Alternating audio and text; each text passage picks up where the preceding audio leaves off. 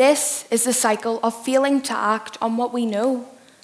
That children from a lower socioeconomic background and with no strong family structure are failing to reach their full potential because we are failing them.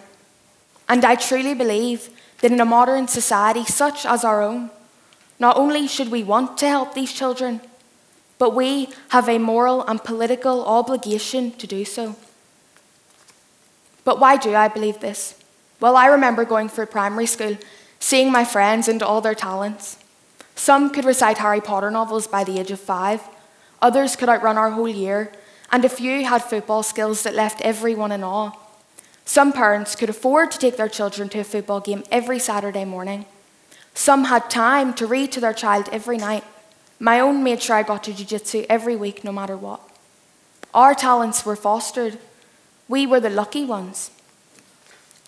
Others, however, weren't so lucky, and looking back now, I can see the pattern. In almost every case I can think of, those who began to give up on their talents came from a lower socioeconomic background. But I mean, how can we expect a single parent or one of the 370,000 living in poverty in Northern Ireland to nurture their child's talent in the same way someone on a high salary with 2 active parents can? So how can we blame that child when they give up? When their confidence has been knocked and their talent left to rot, surely we're not naive enough to believe that that child won't turn away from academia and look to antisocial behaviour. It's so obvious, and yet we choose to do nothing because our society decides where we live based on wealth and status. The rich families who can afford top coaches and tutors live here, the rest live here. But that isn't good enough. Not when there is so much we can do to give every child an equal chance. It doesn't have to be random. I mean, I know from experience that the education system can make a real difference with a child who feels like a failure, because I was that child. I couldn't spell my own name till P4. I struggled with every aspect of school. I felt stupid, like I wasn't enough and never would be.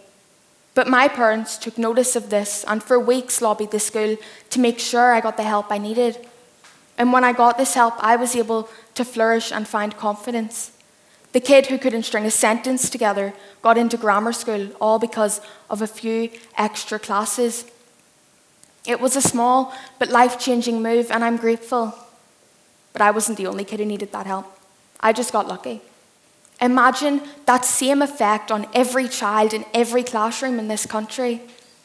Because I truly believe that if we were to implement these schemes, that no child would feel like a failure, and so failure would never again be our country's reality. Thank you.